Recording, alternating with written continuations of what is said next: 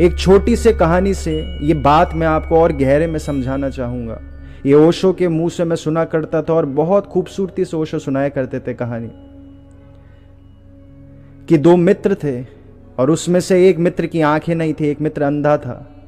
तो वो दोनों मित्र जंगल का सफर करते हुए अपने घर की तरफ जा रहे थे और रात्रि हुई। तो उन दोनों ने फैसला करा अब रात्रि को यहीं रुकेंगे। तो जो अंधा मित्र था वो चलते चलते उसका पैर एक लकड़ी से टकराया और उसने वो लकड़ी उठाई और उसने उस लकड़ी को छुआ तो उसने देखा ये लकड़ी तो बड़ी मखमली मुलायम सी लकड़ी है। इतनी मुलायम, इतनी चिकनी, ये कौन सी लकड़ी हो सकती है। और वो बहुत खुश हुआ क्योंकि उसके पास लकड़ी नहीं थी, उसकी लकड़ी खो चुकी थी। तो वो लकड़ी अपने पास रखने लग गया। जब उसका दूसरे मित्र ने उसे देखा जिसकी आंखें थी, तो अंधे ने अपने मित्र को बोला, मित्र ये देखो मेरे पास कितनी खूबसूरत लकड़ी है। वो अंधा सोचने लगा कि मेरा मित्र खूब खुश होगा क्योंकि अंधे के पास लाठी आ गई, अंधे को लाठी का सहारा, ये तो खुश होगा मेरा मित्र, कितनी खूबसूरत लकड़ी है, इस लकड़ी को मैं अपने साथ रखूंगा हर वक्त। तो उस मित्र ने बोला, मित्र जो तुम्हारे हाथ में लकड़ी है, लकड़ी नहीं है, ये सांप है। ठंड के मारे एक सांप बुरी तरह अकड़ा हुआ था। ये लकड़ी नहीं है, इसे तुरंत फेंक दो, ये सांप है। और उस अंधे को लगा मेरा मित्र मुझसे जलन करने लग गया है, इसको जलन हो रही है कि मेरे पास इतनी खूबसूरत चीज आ गई है। जैसे आप लोग भी अपने मित्रों को, अपने परिवार वालों को समझाने की कोशिश करते होंगे कि लैम्बोर्गिनी, मर्सिडीज, रोलेक्स की घड़ियों, इनमें कुछ नहीं रखा। और आपके मित्र आपको बोलेंगे शायद ये मुझसे जलन कर रहा है। वो नहीं समझेंगे। वासना से लिप्त होना इतना सरल और वासनाओं से बाहर आना तो बहुत ही कठिन है, हद से ज्यादा कठिन है वासनाओं से बाहर आना। आपको मोह ऐसा खींचेगा, आपको चपेट में लेगा, आपके चारों ओर में सबको चपेट में लेगा। तो उस अंधे को उस लकड़ी का मोह हो गया था। उसका मित्र जिसकी आंखें थी, वो आंखों वाला मित्र अपने अंधे मित्र को बोल रहा था, इसे फेंक दो, ये तुम्हारा जीवन बर्बाद कर दी गई लकड़ी नहीं है, ये सांप है। लेकिन उस अंधे को नहीं समझ आ रहा था। वो अंधा उस मोह में फंस गया था लकड़ी के। उसे लग रहा था मेरा मित्र मुझसे जलन कर रहा है, इसे क्या ज्ञान, सोच रहा है मैं अंधा हूं, मुझे लेकिन बहुत ज्ञान है। तो वो मित्र ने, अंधे ने नहीं छोड़ी वो लाठी और वो उसी को जकड़े हुए सोए रहा, सोए रहा, सोए रहा। और जैसी सूरज की पहली किरण उस सांप पर पड़ी, जो कि वो लकड़ी नहीं थी, स्वाभाविक था, खड़ा हुआ सांप था, उस सांप ने उस अंधे को डस लिया और उस अंधे की वहीं मृत्यु हो गई। ठीक यही स्थिति हम सब की हो रखी है, हम सब की हो रखी है। आप लोगों को भी जब समझ आएगा या आ चुका होगा कि वासनाओं को भोगने आप पृथ्वी पर पता नहीं कितनी बार आ चुके हो, ये जो हरकतें इस जीवन में आप कर रहे हो ना जाने कितनी बार कर चुके हो, यही सुख दुख आप कितनी बार भोग चुके हो।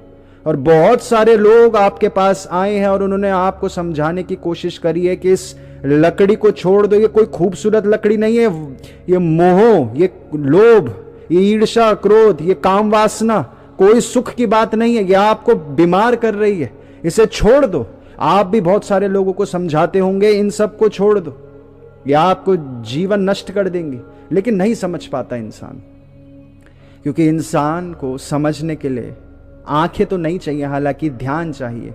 ध्यान क्या है? स्थिर एक जगह बैठकर किसी वाक्यों पे विचार करो। जैसे मैंने आज आपको एक वाक्य बोला, मौन करना आप सीख चुके होंगे अभी तक, क्योंकि मौन करना तो खुद में बहुत कठिन हो चुका है आज की तारीख में, सिद्धि हो चुकी है मौन। क्योंकि मौन कोई चाहता ही, कोई शांति चाहता ही नहीं। शांति के बिना तो आप इस वाक्य पे विचार कर ही नहीं सकते। वाक्यों पे विचार नहीं करोगे तो वाक्य पॉइंटलेस है।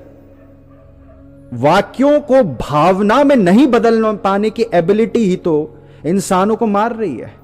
वरना उपनिषद, आप गुरु ग्रंथ साहिब पढ़े, आप कोई सी भी किताब पढ़े, कितनी खूबसूरत तरीके से लिखी गई है, कितनी खूबसूरत लिखाई, कितनी खूबसूरत है। लेकिन वो वाक्य आपके भाव बन ही नहीं सकते। भाव बनने के लिए तो शांत चित्त चाहिए, और शांत चित्त तो सिद्धि है एक। आप अपने मित्रों से पूछो, अपने पुत्रों से पूछो कि तुम्हें सुपरमैन की, स्पाइडरमैन की सिद्धि चाहिए, शांति, हर वक्त शांत रहने की सिद्धि चाहिए। कोई भी शांति की सिद्धि नहीं चाहता, वो सबसे बड़ी सिद्धि है। सबसे बड़ी सिद्धि है, और वो आज सिद्धि ही बन चुकी है। हम अपनी शक्तियां कमजोर करते जा रहे हो। बिना शांति, बिना मौन को समझे वाक्य आपके जीवन में उतरेंगे ही नहीं। ये जो मैंने आपको वाक्य बोला कि जिस परिस्थिति, स्थिति, दिनचर्या में आप सुबह से शाम तक रह रहे हैं, उसका भविष्य क्या है, वो आपको मैंने टाइम मशीन दे दी। अब चारों रोज एक रेलवे स्टेशन पर जाकर आप बैठ जाओ और चारों ओर लोगों को देखो। वहां पे 80 साल के बुजुर्ग लाठी लेकर चल रहे हैं, कोई 85 साल के बुजुर्ग लाठी लेकर चल रहे हैं। उसमें से कोई रिटायर्ड आईएएस ऑफिसर्स है, कोई रिटायर्ड आपका डॉक्टर होगा। यही आप लोगों का भविष्य है। जीवन गया, गया जीवन। अगर आप शास्त्रों की सुनेंगे तो आप तो घबरा ही जाएंगे। वो तो बोलते हैं कि जुआ आप जीत सकते हो एक बारी को। मनुष्य का जीवन मिल पाना दुनिया के सबसे कठिन जुए जीतने से भी ज्यादा कठिन है। आप लोगों को किसी ने गारंटी नहीं दी आप 90 साल जियोगे। किसने बोला आप 90 साल जियोगे? आप लोग अपनी लाइफ ऐसे प्लान करो आप 90 साल जियोगे। कहां से लेके आए गारंटी? जैसे आप 4 साल के हो, आपने मुंह धोया, उठाते साथ आपको बस में फेंक दिया स्कूल की, और आप सीधे बाहर निकले 65 की उम्र में, बाल गायब हो गए आपके, जान गायब हो गई। पॉइंटलेस। इंसान, ये लिटरल है। आप अपने चारों ओर देखो, इंसान 40 लाख कमाता है, अपने बच्चों की शादी में लगा देता है, लड़कियों की शादी में, फिर 10 लाख इकट्ठा करता है, फिर ज़्यादा इकट्ठा करता है तो वर्ल्ड टूर पर चले जाता है, मोबाइल खरीद लेता है। और क्यों कमा रहा है इंसान? सिर्फ यही काम कर रहा है, और तो कुछ भी काम नहीं कर रहा है। और अभी तो सफरिंग नहीं हो रही ना, लोगों को सफरिंग नहीं हो रही समय बर्बाद करने में। कैसे नहीं सफरिंग हो रही? क्योंकि टाइम की जगह वो आपको मनी पकड़ा देते हैं, और आपको लगता है मनी लाइफ को कमाने का हमारा पर्पस होता है। और ये हंसी की बात है लोगों के लिए। आप लोगों से पूछें कि लाइफ का क्या पर्पस है, तो अधिकतर लोग बोलेंगे लाइफ का कोई पर्पस नहीं है। ये उनकी सबसे बड़ी जीत है। कन्फ्यूजन्स क्रिएट कर दे ह्यूमंस के बीच में। ये फिर से वही परसों वाली कहानी याद आती है, नीले पत्थर वाली। दिक्कत क्या है, हमें पता है हमें पत्थर पे सर नहीं मारना, फिर भी मार देते हैं। घूमने से आप कैसे बेटर हो गए? आपको पता चल गया एफिल टावर किसने बनाया था, तो उससे क्या हो गया आपका क्या अपनी वासनाओं से दूरी बढ़ी? क्या आपके अपने कष्टों से, सफरिंग से दूरी बढ़ी? क्या आप लोगों के प्रति प्रेम बढ़ा आपका? कोई आपसे बदतमीजी भी करता है फिर भी आप पलट के उसका क्या प्रेम से जवाब दे रहे हो? ये आपकी शक्तियां हैं। आप लोग इस जन्म जो आपको शरीर मिला इंसान का, इस पर बार बार विचार करें। रोज सुबह उठकर विचार करें। इसी को रोज सुबह विचार करवाने के लिए तो सारे के सारे रिचुअल्स बने कि रोज सुबह नहा धोकर या तो गुरुद्वारे जाओ या मंदिर बैठ जाओ, मस्जिद जाओ, वरना आप भूल जाते हो। और ज्यादा भुलक्कड़ हो गए इंसान तो जो कलयुग में नए धर्म आए, कौन से नए धर्म? सिखिज्म नए धर्म आया। टीचिंग्स है, धर्म शब्द आप हटा दो, नई टीचिंग्स आई। इस्लाम नई टीचिंग्स आई। वो इतनी ज्यादा देखने में रिचुअलिस्टिक क्यों है कि सिखिज्म में आप देखो पगड़ी पहननी है, आपके पास कंगा होना चाहिए, कड़ा होना चाहिए, किरपान होनी चाहिए, कच्छा, ये 5 चीजें होनी चाहिए। और इस्लाम में सुबह से शाम तक 5 बार नमाज पढ़े। क्यों? क्योंकि वो जानते हैं इस वक्त इंसान महाभुलक्कड़ हो चुका है। महाभुलक्कड़। आप लोग रोज भूल जाते हो सोते वक्त कि आप पृथ्वी पर क्यों आए, रोज भूल जाते हो। आपको आज क्या याद है आप पृथ्वी पर क्यों आए? अगर आपको याद है तो उस तरफ क्या आज आपने कदम रखा, पृथ्वी पर क्यों आए? आप लोगों को अपनी परिस्थितियां, स्थितियां बदलनी पड़ेंगी। रोज आप ऑफिस जाते हो, घर लौटकर 2 घंटे खरीद कर लाते हो, महीने में आप 60 घंटे कमाते हो। धन किसी काम का नहीं आएगा आपको खाली समय खरीदने की आदत होनी चाहिए। खाली समय पैदा करने के आपको तरीके पता होने चाहिए। खाली समय पैदा करने के बाद शांत होकर इन वाक्यों पर मनन करना होता है। जो स्वामी विवेकानंद का ज्ञान योग है, इन वाक्यों पर मनन करें। आप पृथ्वी पर क्यों आए? अगर यही करते रहोगे तो 30 साल बाद क्या होगा? सोचे ना, रोज सोचे। इस सेशन के बाद मेरी कोशिश है आप और फंस जाओ। अब अमन जी को देखो, कनाडा से आए, और वो कनाडा से आए, वो इंडिया आए, उनकी कोशिश थी वो ध्यान करें, ऐसी परिस्थितियां बन पाए वो ध्यान करें। लेकिन एक स्तर, एक समय आप आगे जाते जाओगे, तब जाकर आपको असली एहसास होगा कि मोह कैसे खींचता है। इतने बुरी जकड़ होती है मोह की। आगे आपको ध्यान करते करते बहुत कठिनाइयां आएंगी और आपको ऐसा लगेगा फंसे जा रहे हो।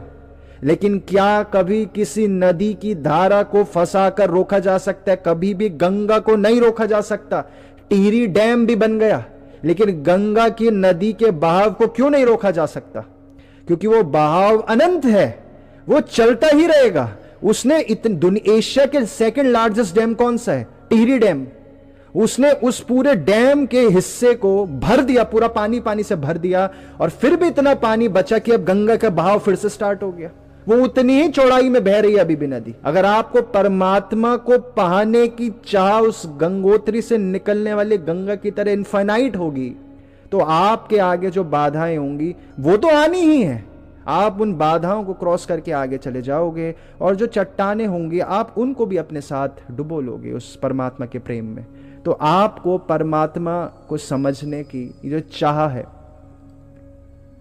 ये उस गंगा की भांति होनी चाहिए। इन चीजों पर विचार करें, प्रकृति से सीखें। आपके गुरु चारों ओर मौजूद है। मृत्यु आपका गुरु बनेगा, बीमारी आपकी गुरु बनेगी। आपको जो काम वासना पुरुषों को स्त्रियों को बीच बीच में उठती है, उस काम वासना को जग के देखें, वो ही आपके गुरु बनेंगे। आपके दुख आपका गुरु बनेगी, वो नदियां गुरु बनेंगी, वो रोज डिसिप्लिन से उगता हुआ सूरज गुरु बनेगा। हमारी लाइफ में डिसिप्लिन लैकिंग है। डिसिप्लिन लैकिंग होने की वजह बहुत बड़ी होती है अगर ऊर्जाएं कम है शरीर में। डिसिप्लिन बहुत इंपॉर्टेंट हो जाता है। लेजीनेस बहुत रॉन्ग चीज है, बहुत रॉन्ग चीज है लेजीनेस। आप लोगों का कई बार शरीर में ऊर्जाएं होती है, लेकिन लेजीनेस के कारण आप लेटे रह जाते हो, ध्यान नहीं कर पाते। आप लोगों को यह समझना पड़ेगा, जितना समय अभी आप धन कमाने में लगाते हैं, आपको ऐसी व्यवस्थाएं बनानी पड़ेंगी कि आप उतना ध्यान में लगा पाए। इसका यह बिल्कुल मतलब नहीं है कि आपको धन नहीं कमाना। इस कंफ्यूजन से बाहर आ जाएं। धन नहीं कमाओगे तो मैं कई बार आपको बोला हूं कि धन पावर तो बिल्कुल भी नहीं है, धन रिस्ट्रिक्शन है, कलयुग की रिस्ट्रिक्शन है। हम लोगों को ऐसा नहीं करना कि धन कमाना छोड़ दें। आप लोगों का परिवार होगा, आप लोग के बच्चे हैं, वो आप पे डिपेंड हैं। आपको ऐसी स्थितियां बनानी है, इस तरफ कदम रखना है, वरना इस वाक्य, अब आप पे फंदा लग चुके, इस वाक्य से नहीं बच सकते। अब आप फंस गए, अब आप कि इसी परिस्थिति में आप जियोगे। इसका मतलब आप चाहते ही नहीं हो परमात्मा को समझना, चाहते ही नहीं हो। अगर चाहत है तो आपको एक्शन लेना पड़ेगा, आपको मेहनत करनी पड़ेगी, अपना प्लान बनाना पड़ेगा। इस लौकिक जगत को काटने के लिए आपको टारगेट्स बनाने पड़ेंगे। हालांकि टारगेट सिर्फ लौकिक जगत को काटने के लिए है। अभी आप ये सब मत छोड़ो, ये सब बातें छोड़ दो कि कोई टारगेट्स नहीं होने चाहिए लौकिक जगत के, अभी नहीं है आपके लिए। अभी आपको लिटरली टारगेट्स बनाने पड़ेंगे। एक इनकम का सोर्स आपको समझना पड़ेगा, या फिर अपनी फैमिली को एजुकेट करना पड़ेगा। आप लोग ध्यान में अपना समय लगाएं। अगर आप सिख हैं तो कम से कम गुरुद्वारे जाएं। आप लोग हिंदू हैं तो एक ज्ञान की समझ से मंदिर जाएं। वहां लोगों के बीच में आप रहोगे तो कम से कम आपके मन में जो हनी सिंह के गाने की जगह हरे राम हरे कृष्ण तो चलेगा। आप लोगों को यह छोड़ना पड़ेगा। शुरुआत में संकल्प से छोड़ना पड़ सकता है आप लोगों को, पिक्चरें देखना, मूवीज देखना, सॉन्ग सुनना। धीरे धीरे आपको स्वाद समझ आएगा शांति का, तभी इस तरफ हम बढ़ पाएंगे आगे। ये बात आप क्लियर रखें अपने जीवन में। आप कम से कम इस स्थिति पर पहुंच जाए मृत्यु से पहले, चाहे आपको अनुभव हो ना हो, आप ये समझ तो जाएं कि आप शरीर नहीं होते हो। शरीर है नहीं है वो मुद्दा नहीं है, आप शरीर से बहुत शक्तिशाली हो। इसी वजह से तो महावीर स्वामी और गौतम बुद्ध, आप लोग हैरान नहीं होते हो कि गौतम बुद्ध और महावीर स्वामी ने लोगों की बुराई नहीं करी किसी की भी, लेकिन उन्होंने कभी ऐसा नहीं बोला कि इस नाम का राक्षस था, इंसानों को परेशान कर रहा था। कहां, क्यों नहीं बोल रहे वो? क्योंकि ये रियलिटी यही है कि असली राक्षस हम ही होते हैं। आप ही के अंदर ही सारे राक्षस भर रखे हैं। कंफ्यूजन सबसे बड़ा राक्षस है आप लोगों का, कंफ्यूजन। ठीक है, तो अपनी बॉडी पर वर्क करें, अपने पीस पर वर्क करें। आप लोग बहुत पावरफुल लोग हैं। हीनता खत्म करें अपने जीवन से। हीनता खत्म करे बिना इस मार्ग पर चलना संभव नहीं है।